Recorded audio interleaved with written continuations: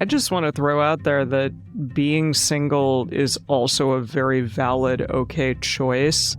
And even though, yes, we have so many things that are telling us that we need to do certain things or live a certain way or look a certain way, and a lot of that is you are only a valid, worthy person if you have a spouse or partnerships or romance in your life. But I think of my mom, who decided I'm not going to be in a romantic partnership and hasn't been for the majority of my life. And I think she's found so much peace. And so, yeah, I think, yes, if you want to go out and maybe eventually be in a romantic relationship again and find that that's the best thing for you and want to try it, go for it. But if you don't, that's also okay. It really is. And at times when I have been alone, it's been healing. And I think both of you said that sometimes you just do need to heal, and that being alone is the best way to do that. Welcome to the Multiamory podcast. I'm Jase. I'm Emily. And I'm Dedeker. We believe in looking to the future of relationships, not maintaining the status quo of the past. Whether you're monogamous, polyamorous, swinging, casually dating, or if you just do relationships differently, we see you, and we're here for you.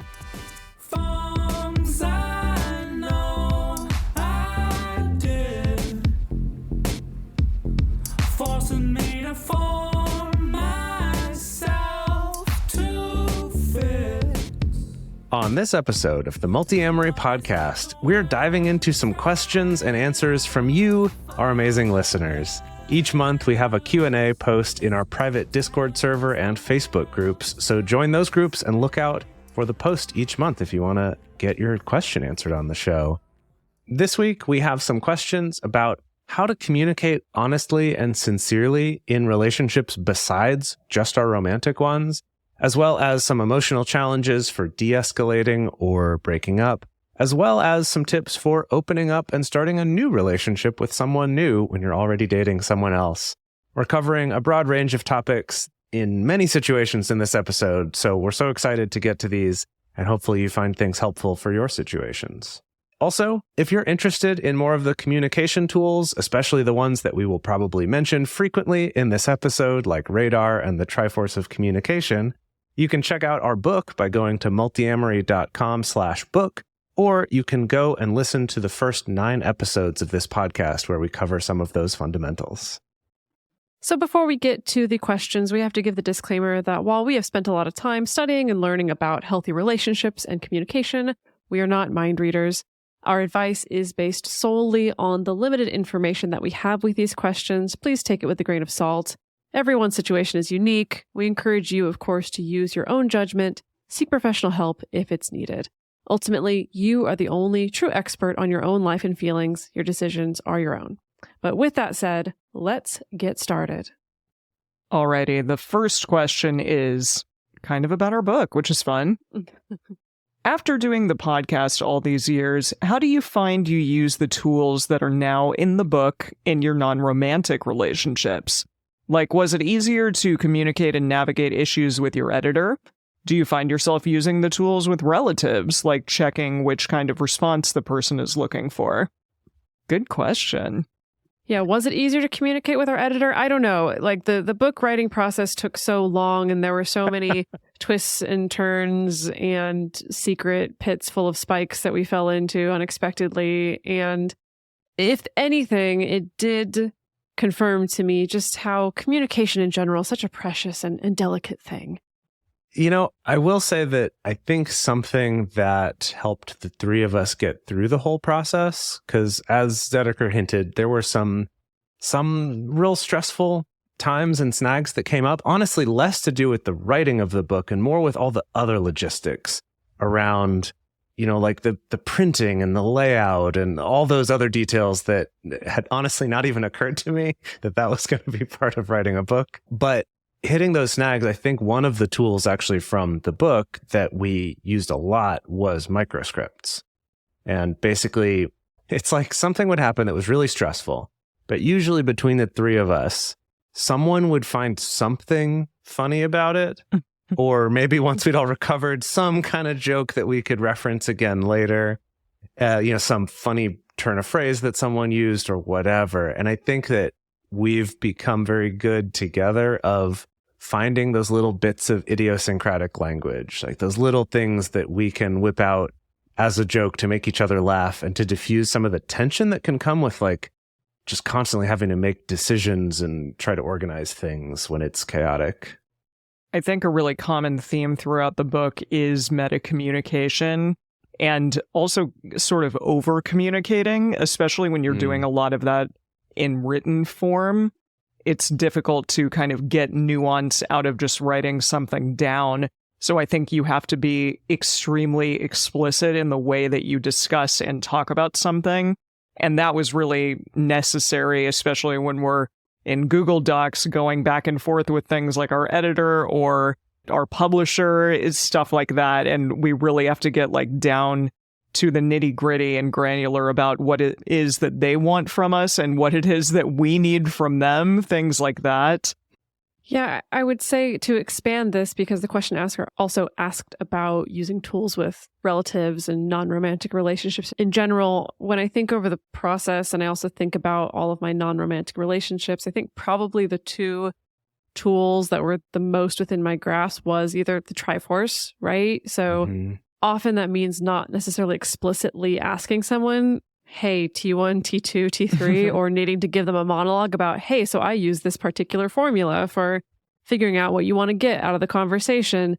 But just being aware of that metacommunication level of things and being able to say, oh, wow, like, I'm so sorry that you're going through that right now. What is it that you need from me? Yeah, would it be helpful if you want to sit and like brainstorm about next steps, or do you want to just kind of talk through it and get your feelings out, right? So sometimes it's like massaging it and like translating the multiamory ease into what, I don't know, a language that's maybe a little bit easier to understand out in the non-podcasting world. And I think outside of that, also probably like the boundaries tool. Honestly, I think once we start getting into business related things where, I don't know, I think having a really clear sense of what do you feel okay with someone asking from you? When do you feel okay saying no? When do you not feel okay saying no? And like really getting into the nitty gritty of what's the resistance to putting up a boundary here? Is a boundary a most appropriate thing for this situation? I would say those are the things that have been the most helpful to me. Yeah, one thing I was going to throw out there that this has come up for me, especially in work situations, but also with certain family members or friends, where the way that we often talk about the Triforce is, in that idea of like, do you want advice or do you just want some emotional support, right? Like between Triforce 2 and 3, that like tends to most often be the two that get confused. Someone wants one and you give them the other. And so what I found, though, is that in a lot of situations, like in the workplace, to say, like, do you just want some emotional support? Like, it doesn't feel like an appropriate thing to say. And so that one's, I've been still trying to refine this, but trying to figure out, like, what's the best way to present that option. And so what I've come up with so far is just going for support mostly, like, oh my gosh, yeah, totally. Yeah. And then kind of wait for them to ask a question, like something that's more clearly a question before I start jumping in with advice. So I feel like sometimes just starting with that, but like listening out for the like, are they asking for something specific versus are they just kind of venting, right? Are they just are we just bonding by them venting over this thing? Or, or is there a real question here? And that's been something that I think being aware of the Triforce has made me much more in tune with that. Like, is there really a question here? Or am I just trying to jump in and tell them how to do things when there's really no question? I think that's huge, and something that I hope a lot of people who read our book take away from it is being better listeners as well. And just the importance of being able to try to see what it is that the person across from you needs, rather than you jumping to the conclusion that you already know what it is that they need.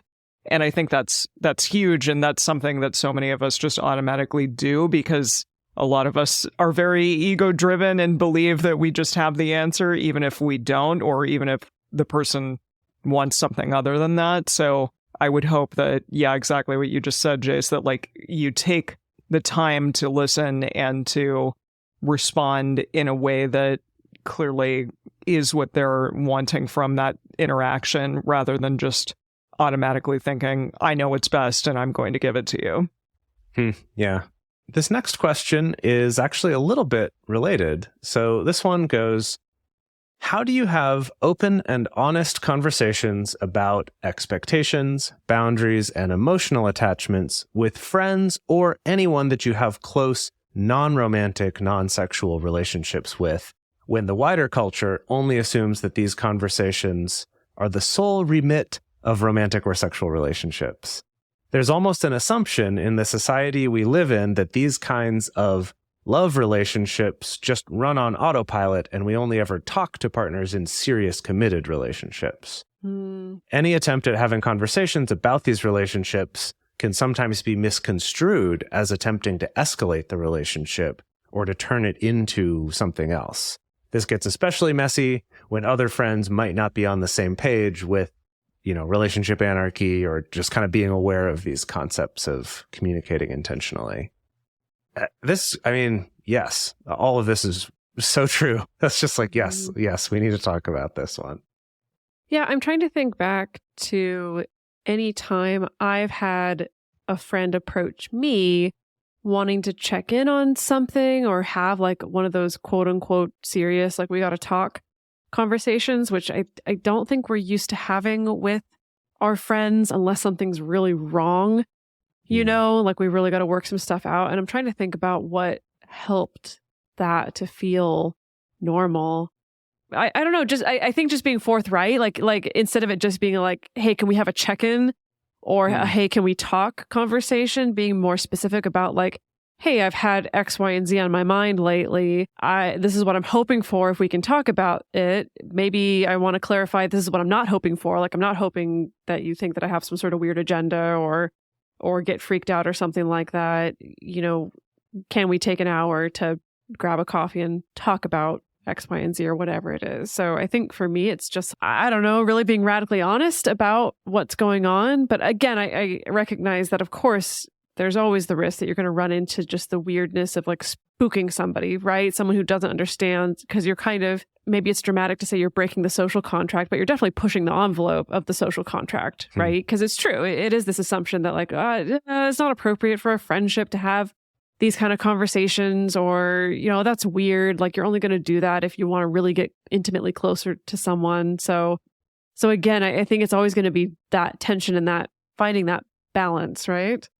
I'm also trying to think about how this has shown up either in things that I've brought up with partners or that they've brought up. And the thing that keeps coming to mind is, when we're in a relationship that we're approaching intentionally, and this question asker very nicely points out that even in the world, like even in the larger culture where most people are not very intentional about their relationships, period, there is still at least a bit more intention with the way most people approach their romantic and sexual relationships, at least once they get to the point of like committed or official or whatever, right? There's that like, okay, now I've given it a label. This is something that there's a certain expectation I'm going to put some effort and thought and communication into. The degree to which that communication actually shows up, whatever, that's another question.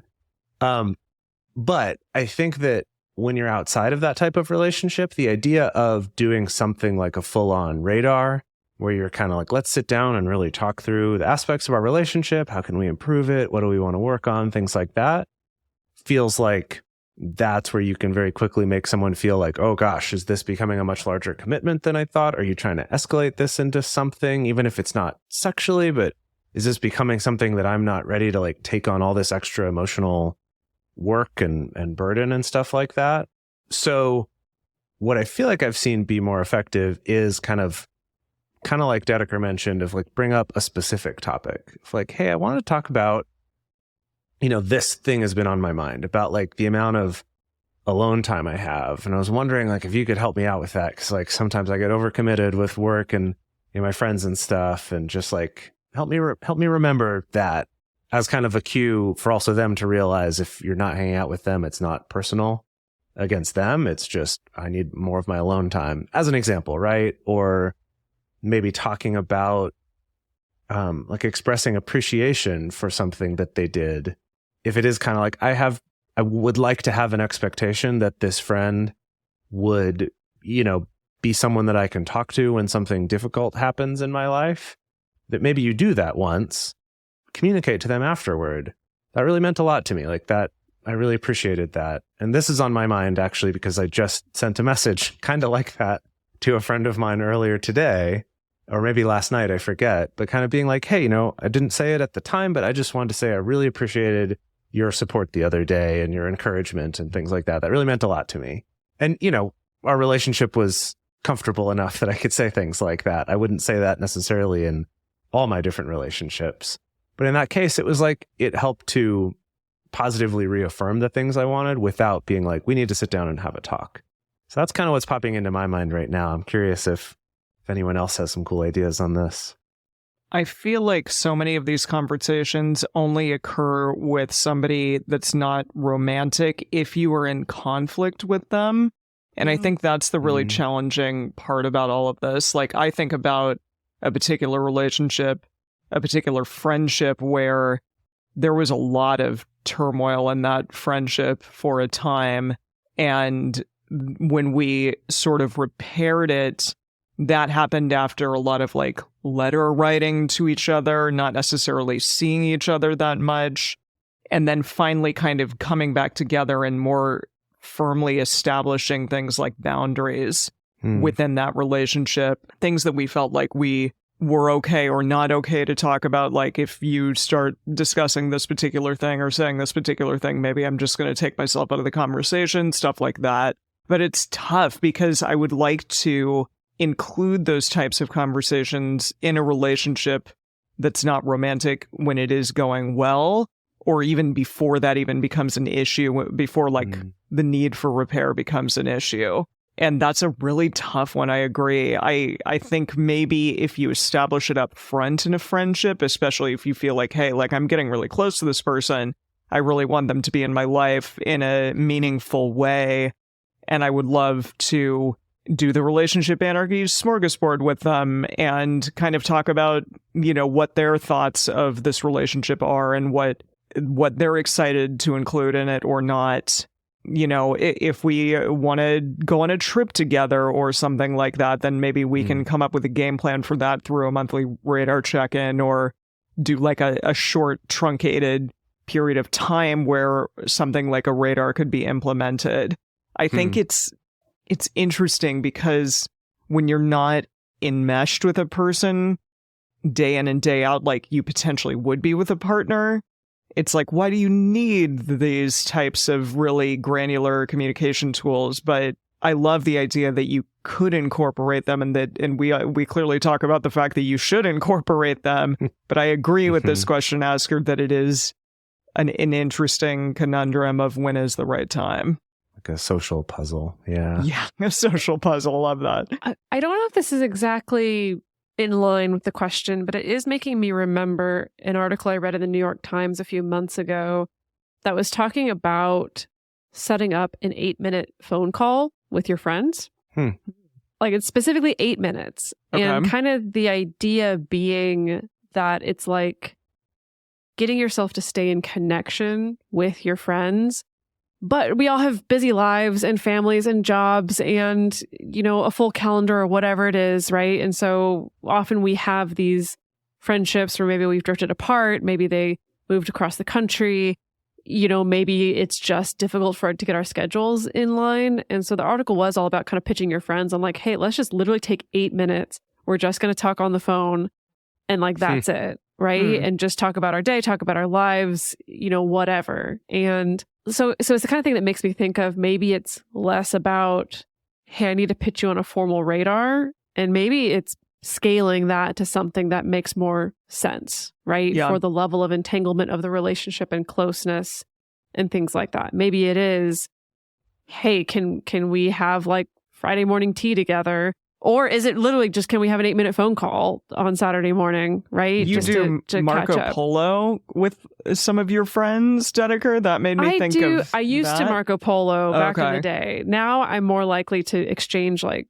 audio messages on a regular basis. Things That's like really unique that. to me. Like, Yeah. I wouldn't generally do that. But I think that that's really interesting, too, because you you may have a time where you're like, you know what, I don't really want to do that anymore. And I appreciate the fact that just because you establish one thing in a relationship doesn't mean that it has to continue forever. You can change and update, and being able to have these types of communication discussions with people, I think, makes it possible for you to be able to do that. Mm-hmm. Mm-hmm. Yeah.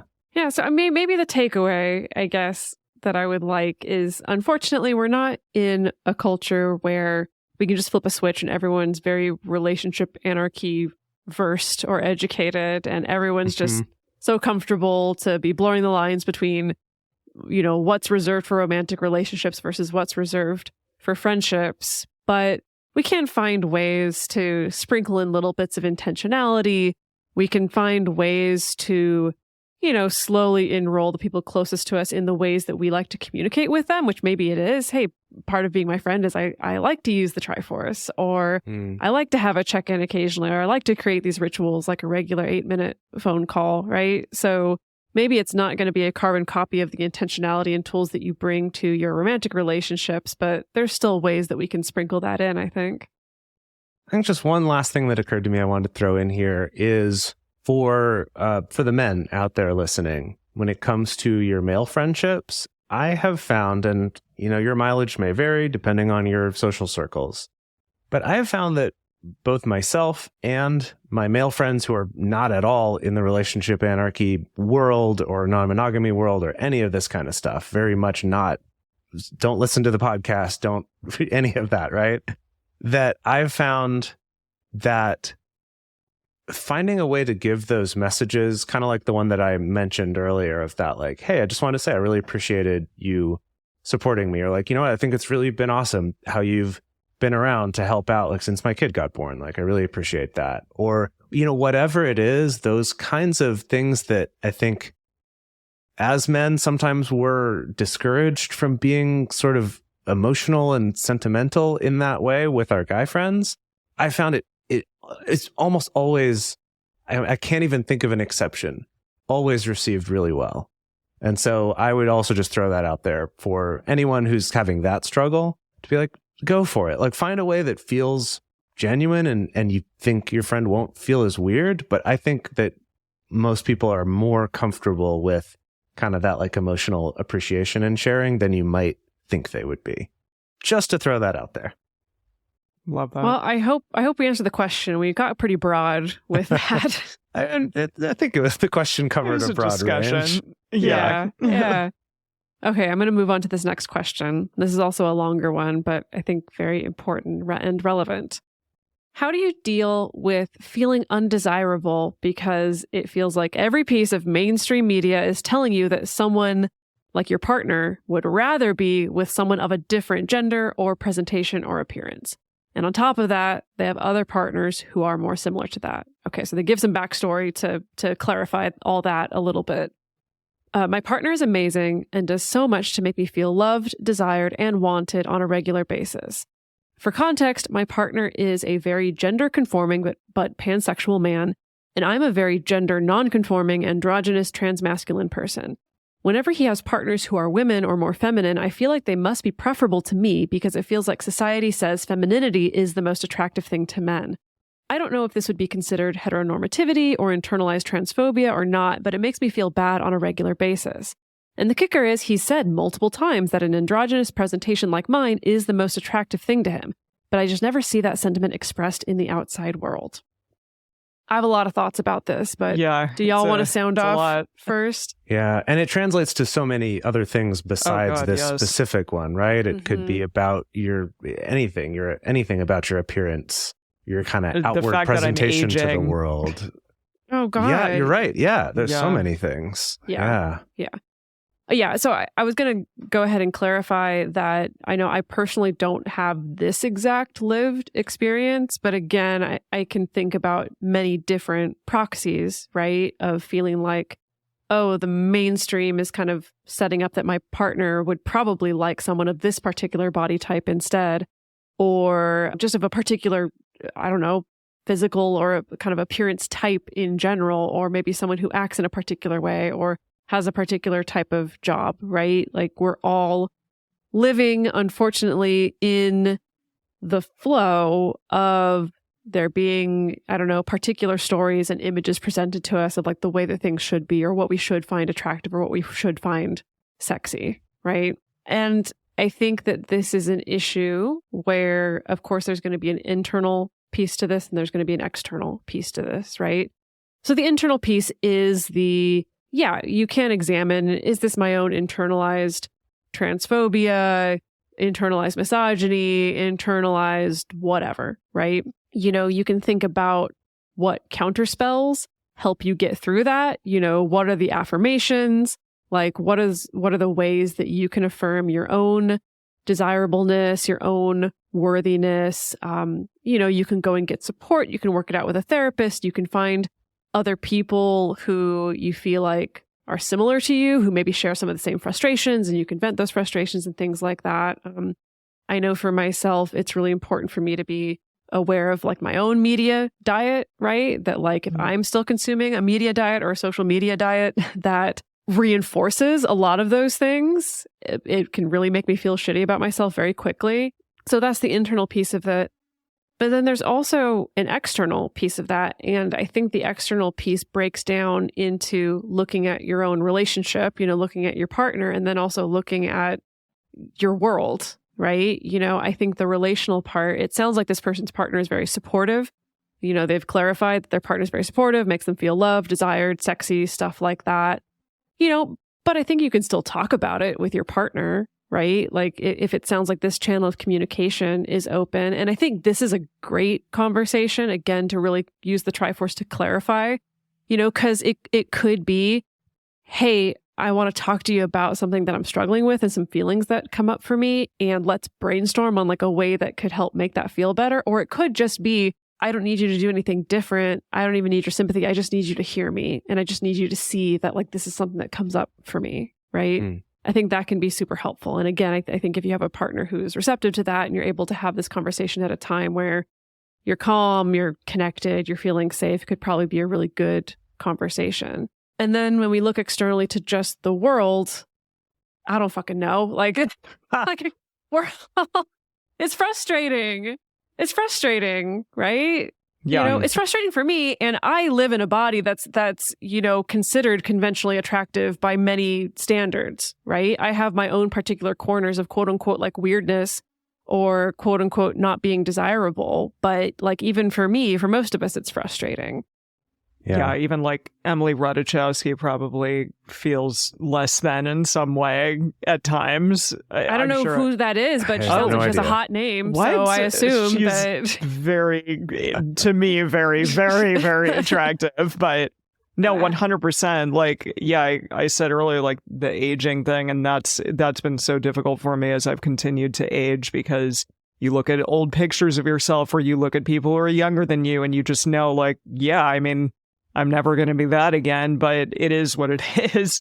And so many people don't even get the opportunity to age. So I think it's important to embrace the parts about yourself that you can love when you can. And that's easier said than done. And this is also easier said than done, but believe what your partner tells you about how much they love and respect and care and find you attractive. And it may not matter in the grand scheme of things at times, but if there are moments where you can grasp onto that realization and that knowledge that I'm with someone who really treasures me in all of the ways that they tell me they do, and that's what I should focus on believing. Yeah, something that the question asker here brought up that we didn't read in the question because we tried to trim it down a little bit, but was talking about if they watch movies or TV shows that like all the attractive people in the show are a certain way and tend to be feminine is like the thing that's desired, right? And also talking about their partner's TikTok feed being filled with all these conventionally attractive, very feminine people and being like, oh gosh, that's what he's seeing all the time. That must be what he wants. And I just wanted to bring back and emphasize again what Dedeker talked about with the social media diet, that it's, that the fact that that's what's out there and whatever it is, right? It could be about attitudes about money or attractiveness or race or like all sorts of things, right? In addition to gender here. But just like really being aware of what you're consuming and seeing if there's any ways that you can be consuming media that is different from that and is more of a variety than that. I would recommend this just in general for everybody, actually, even if it's not just about your own personal feeling of self-worth and desirability. But just in general, it's great to expose yourself to more things and kind of broaden your horizons in terms of who gets portrayed as powerful, who gets portrayed as sexy, who gets portrayed as, I don't know, masculine or feminine or any of those things, right? Who gets portrayed as intelligent even. Like there's lots of different ways this can look. You know, easier said than done, like everything. But like looking out for those things, like seeing if there are some influencers that you can follow who do have a more like positive way of expressing something different than that mainstream, or looking for, films and TV shows. A lot of times, if you broaden out to look for shows and films from other countries that have slightly different beauty standards, a lot of it's pretty universal worldwide because of the dominance of, certain cultural ideas in media, but like you can still get a lot more variety than you would get just watching kind of the mainstream blockbusters and things like that, watching more independent films. I've been thinking about this too in terms of games, like if you play video games or things like that, that it's like you have to find them, but there are a lot of games now made by people who are very specifically being like, yeah, I want my protagonist to not just be a white guy, right? I'm going to have to do something different with this. They're going to have a different body type. Or like dating simulators where the people that you're meant to be attracted to and want to date in the dating simulator have different body types and races and gender identities and things like that. They exist. And the good news is, you can leverage the algorithms for good as well. So as you start changing your social media diet and what games you download and what movies you watch, those services are going to start recommending to you more things like that. Right. So if you're watching all this mainstream stuff, you're just going to get more and more of that because it assumes that's what you want. Like it's not going to encourage you to broaden your horizons. You've got to bring that piece, and hopefully it helps you with that. Yeah. Coming back to the whole world question, I'm afraid I only have complaints. I don't have solutions. What are some of those complaints, Dedeker? Well, something that has frustrated me for a long time now is I've made this effort for a few years now, right? Of, okay, I'm mostly off social media these days, but when I was more active on it was like, okay, I'm really going to tailor my feed to feature, different body types, both men, women, non-binary people, things like that, different people being portrayed as sexy, different people being portrayed as powerful, like Jase was saying, different people being portrayed in different types of relationships that maybe you wouldn't expect based on the mainstream.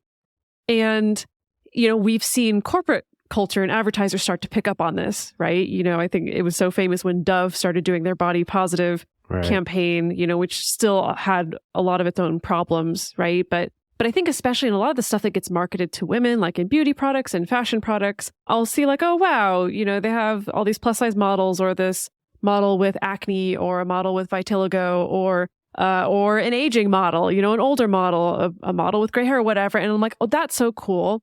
And then I'm like, wait, why the fuck aren't you showing this to like straight men? Like, why the fuck aren't you also changing the story over there and like portraying all these different women as sexy also there?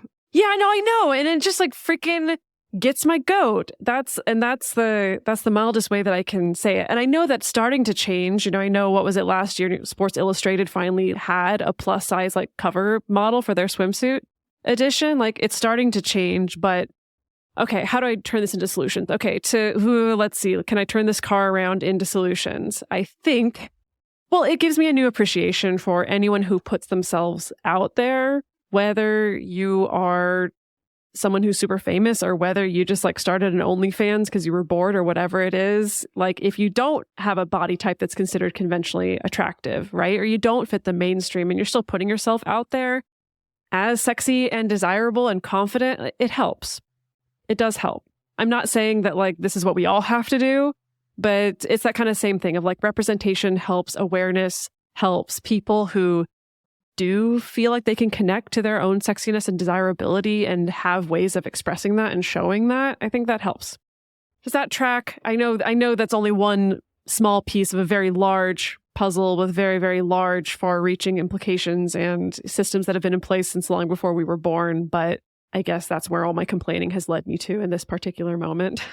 Yeah, and I think that just being aware of what we consume and all of us together being like, yeah, let's look for more than just that typical thing. Because clearly with these companies, right, it's like they see, okay, someone's responding when we start showing something different. And so the more of us who respond positively to that, I do think it helps. I know it's, frustratingly slow and frustrating to have to rely on capitalism to do that work, but that's the world that we're in, right? That's where we are right now. And so just one of the many little things that we can do is making our own content, like Dedeker mentioned, or being proactive about looking for content that's different from that mainstream. Like, again, when it comes to movies or shows or video games or things like that, or even YouTubers or TikTokers or anything like that. And before we move on to our last couple questions for today, we're going to take a quick break to talk about how you can support this show if you appreciate getting to have these resources and all of this information on the podcast out there in the world for free. The best things that you can do is to become one of our supporters on Patreon, or to go check out our book at multiamory.com/book, or go to your local bookstore and find Multiamory Essential Tools for Modern Relationships. And then the next best thing that you can do is to take a moment, check out our sponsors for this episode. If any of them seem interesting to you, go check them out. It does directly help support our show. And if not, just taking the time to listen also helps us to get that sponsorship from those companies. And we're back. So let's move on to the next question. Have any of you experienced having multiple breakups or de-escalations and found yourself on the other side with little or no desire to connect with someone new? I've been having the experience over the last couple years of desirelessness, even when being presented with ostensibly good options to connect. I found that connected to my grief is a feeling of numbness or repulsion around romantic and physical and deep emotional intimacy. If I'd been experiencing this all along, I'd probably see myself on the ace spectrum, but now I'm beginning to worry that I could actually get used to being alone. It feels bizarre, maladaptive, and it's starting to scare me. I feel like I'm only recently coming out of it, but so many of the feelings I used to feel easily seem inaccessible. Yeah, I just wanted to start out by saying I really related to this question when this came in, and that's why I wanted to be sure that we talked about it on this episode. And I guess I just want to start with the big thing that I think is worth acknowledging here is based on when you're asking this now. I don't know the timing of all of this, but something that I've been trying to be really aware of for myself is the significant emotional impact of a pandemic happening during these last few years. And that I think that it's led myself, and I feel like I've seen this in a lot of other people, to have a little bit more of this, I guess I'd call it a numbness, or like a just not connectedness, or just like can't get excited about anything because it could all be taken away from you again at any moment. I think we had so much like back and forth during the pandemic, and there's still a lot of, fear and concern and worry, and it divided a lot of people and challenged a lot of relationships. And so even if these breakups and things happened before that, like in my case, my last like de-escalation or breakup was right before the pandemic started, but still it was like that kind of compounded that. It's like, oh, you're dealing with some grieving, and then also like everybody's grieving. Our world kind of changing out from under us in a way, and hasn't gone back, right? Like, let's face it, some people are like, wow, pandemic's over. Gosh, that was wild. But it's like, the world has changed and it'll never be the same for any of us. And we've all changed. And like, so I guess I just want to start by saying, like, acknowledge that and don't think, oh, something's just messed up with you, or something's messed up with me because I feel differently, or I have a harder time getting excited about new relationships, or kind of having that easy access to some feelings is something I've been going through as well. And I feel like we've talked about it a little bit on this show in the past, but just that idea of it's like hard to find some excitement sometimes, or maybe some like courage or bravery or enthusiasm that I used to have is harder to find. And I think the pandemic is a significant part of that. Again, without knowing how soon after these breakups this question was asked, it's hard to tailor the answer. But I think this experience of not having the desire to connect, sometimes it can show up even more dramatically as that sense of, oh, I'll never love again, or, oh, it's just not worth it to put myself out there, or I'm going to swear off dating, or whatever it is. I think that having that sense is actually adaptive.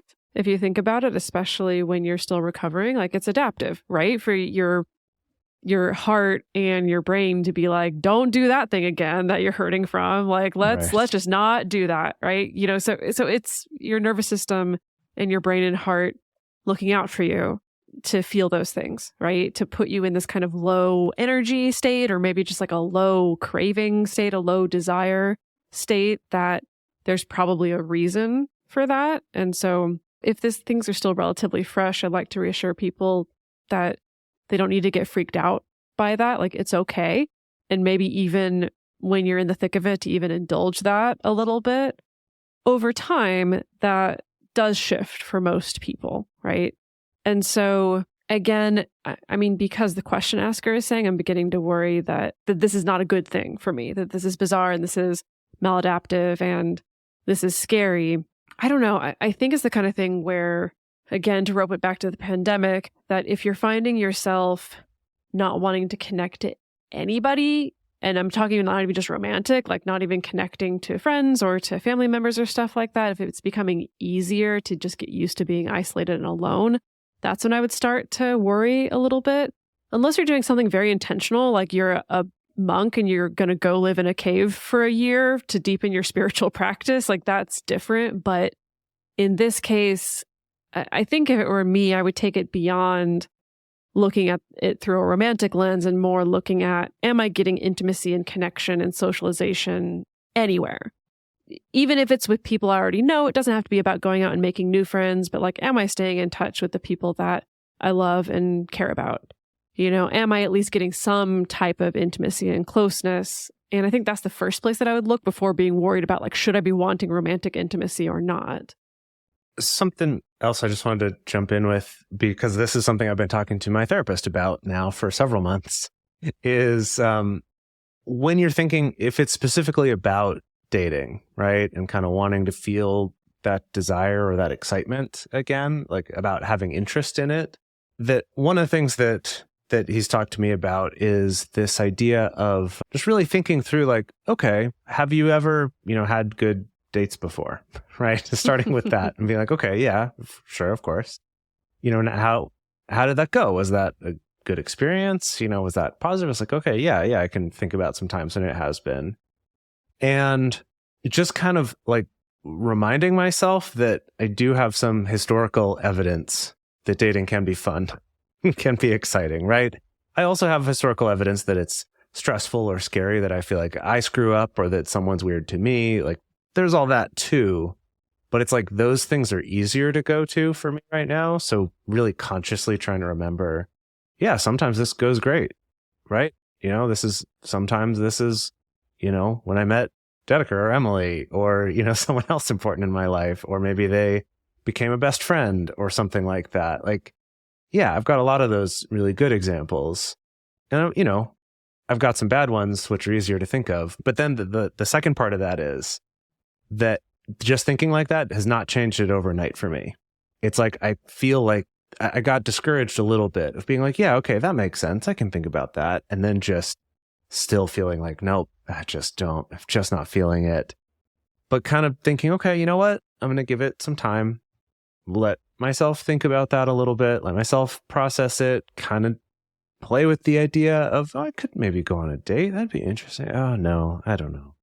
And kind of like let it go back and forth and let myself kind of gradually work toward that and think about that and stay open to those possibilities, rather than like, it's just so easy to go to a place of like panic and worry about like, oh gosh, what if I'm broken and this isn't ever going to fix? But instead, like really trying to lean into being patient while being proactive in changing it. I just want to throw out there that being single is also a very valid, okay choice. And even though, yes, we have so many things that are like our last question telling us that we need to do certain things or live a certain way or look a certain way. And a lot of that is you are only a valid, worthy person if you have a spouse or partnerships or, you know, romance in your life. But I think of my mom, who very much decided I'm not going to be in a romantic partnership and hasn't been for the majority of my life. And I think she's found so much peace not being in any romantic partnerships, and that is great for her. And it used to make me wonder, you know, oh, would she be happier with somebody? Would things be different for her in her life? But I really truly think that she's extremely content in her singleness, and that is the best thing for her at this point. And she gets sort of romance through movies or in other various ways, and that is totally okay, and has a lot of great relationships outside of just romantic partnerships, a lot of great friendships. Our relationship is really strong. And so, yeah, I think, yes, if you want to go out and maybe eventually be in a romantic relationship again and find that that's the best thing for you and want to try it, go for it. But if you don't, that's also okay. It really is. And at times when I have been alone, it's been healing. And I think both of you said that to a degree, like that sometimes you just do need to heal, and that being alone is the best way to do that. Yeah. I mean, yeah, being over partnered and not getting any alone time is also a real problem. Yeah. So yeah, maybe another thing just that my therapist brings up a lot is remembering that everything is a season, you know, not in a seasons of love, but in a seasons of life kind of way, where it's just like, yeah, things are going to come and go and they're going to change and they're not ever going to be exactly the same, but that also they are going to change again, right? It's like, I'm never going to go back to exactly the way it was before, but I'm also not going to stay exactly the way I am now forever. And that these seasons have external factors like the actual seasons or pandemics or our jobs or our relationships with other people. And then there's also internal motivations for the seasons, kind of like the question asker is saying here and like I've been talking about. So I have found, even though every time he says it, I'm like, ugh, yeah, I do think there's a lot of truth to it of remembering, yeah, nothing's permanent, that things are going to change, and, you know, both for good and bad, but just realizing like I'm not stuck here forever. That was beautiful, Jase. Thank you. You can give credit to my therapist. Oh, I will. Thank you, therapist. Yes. You can thank my therapist. Tell him how beautiful it was. I can't take credit for it. All right. Last question for today. Taking a little bit of a turn here. This one's about starting new relationships. I guess that's actually a nice segue here. Mm-hmm. So the question is, what should you be mindful of as a hinge when starting a new relationship? How can you make sure that your existing partners feel nurtured and reassured? So just to clarify, right, the hinge means I have one partner and I'm going to start dating another one, and those two are not dating each other. So yeah, what do we got?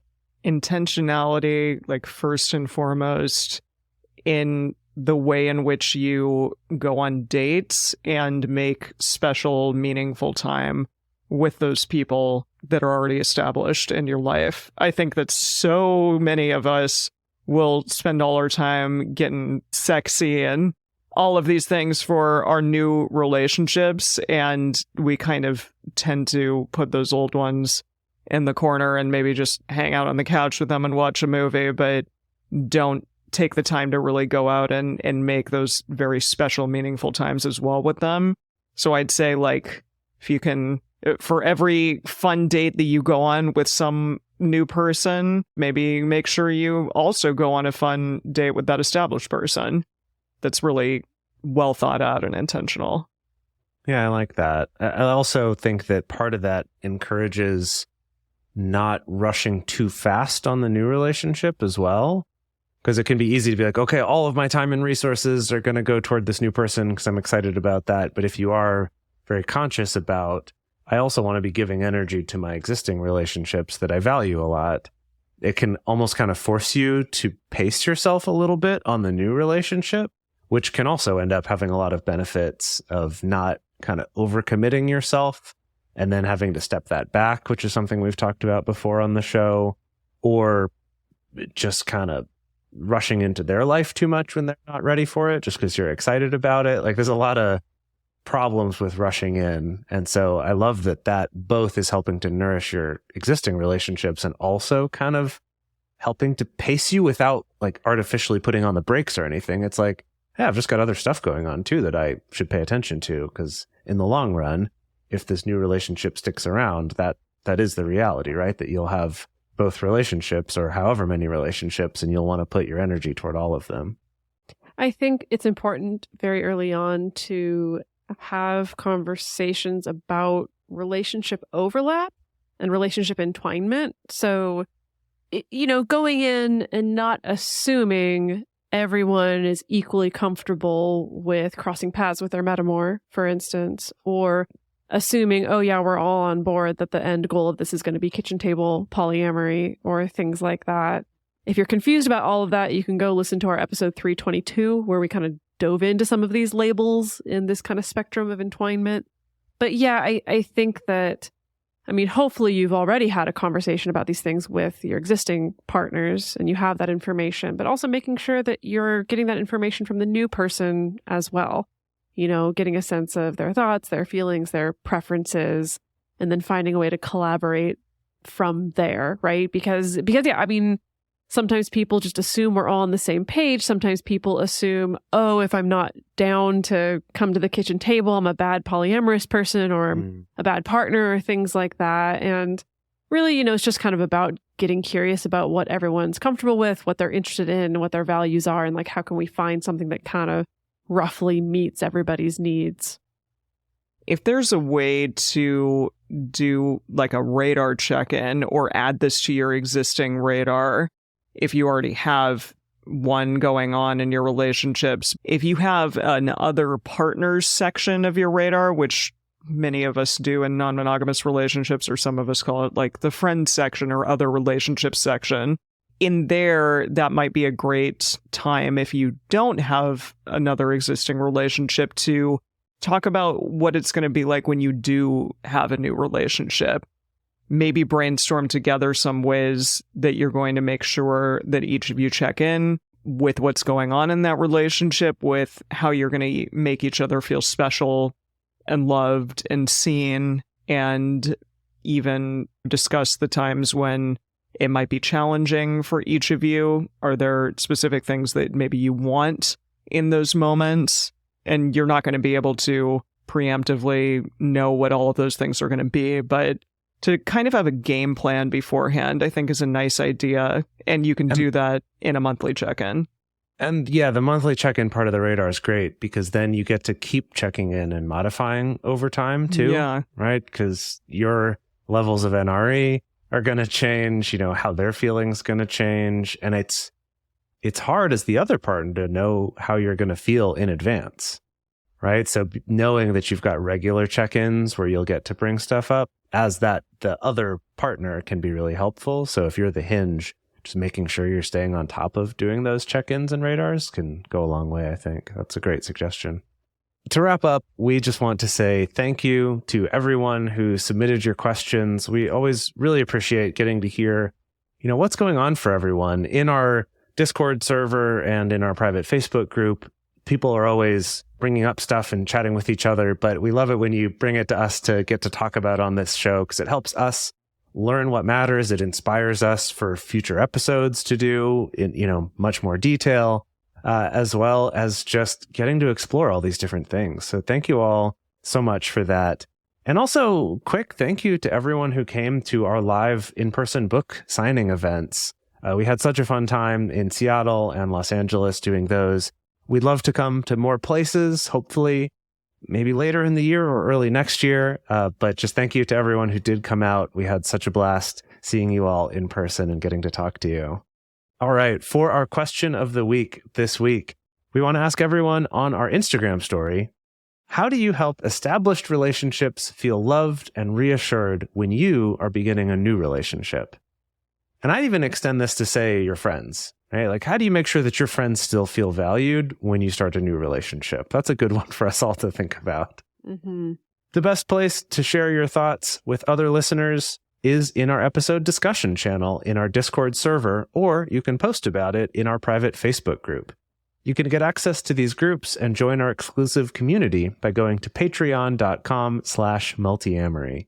In addition, you can share publicly on Twitter, Facebook, or Instagram. Multiamory is created and produced by Dedeker, Winston, Emily Matlack, and me, Jase Lindgren. Our production assistants are Rachel Shennework and Carson Collins. Our theme song is Forms I Know I Did by Josh and Anand from the Fractal Cave EP.